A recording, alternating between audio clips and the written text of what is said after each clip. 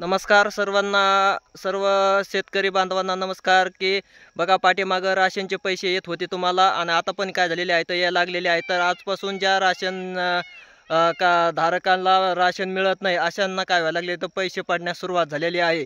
तर आजपासून मग काय झालेलं आहे याची सुरुवात झालेली आहे. जवळपास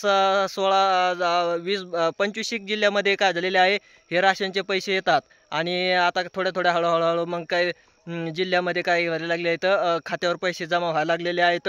मग जे पात्र राशन धारक आहेत ज्यांना राशन मिळत नाही अशांच्या खात्यावर काय होणार आहे तर आजपासून पैसे जमा होण्यास सुरुवात झालेली आहे. तुम्ही तुमचे खाते चेक करू शकता आपल्याला पडले का नाही. नाहीतर आपलं काय होणार आहे, नाही पडले तरी काही काळजी करायची नाही.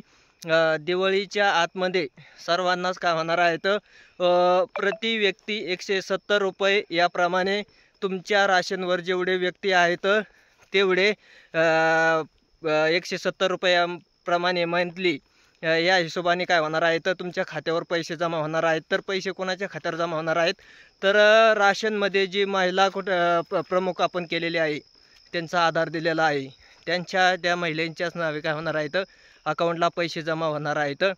पाठीमागे जसे जमा झाले तसे ज्यांचे जमा नाही झालेत त्यांचे पण काय होणार आहेत यावेळेस पडणार आहेत. ज्यांचे थकीत राहिलेले आहेत त्यांचे पण काय होणार आहे तर त्यांच्या खात्यावर जमा होणार आहेत. आजपासून त्याची सुरुवात झालेली आहे. मग सर्व जिल्ह्यामध्ये काय होणार आहे तर हे पैसे हळूहळू पात्र ज्यांना राशन मिळत नाही अशांच्या खात्यावर काय होणार आहे तर शेतकरी राशन जे शेतकरी आहेत शेतकऱ्यामध्ये जे कार्ड गेलं आहे त्यांच्या नावे काय होणार आहे तर हे पैसे जमा होणार आहेत, पैसे पडणार आहेत.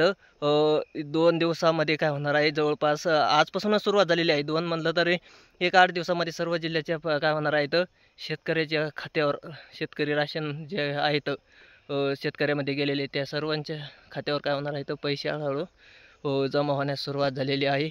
आणि ज्यांचे झाले नाहीत त्यांचे जमा होतील, ज्यांचे झाले त्यांचं तर काहीच अडचण नाही. धन्यवाद.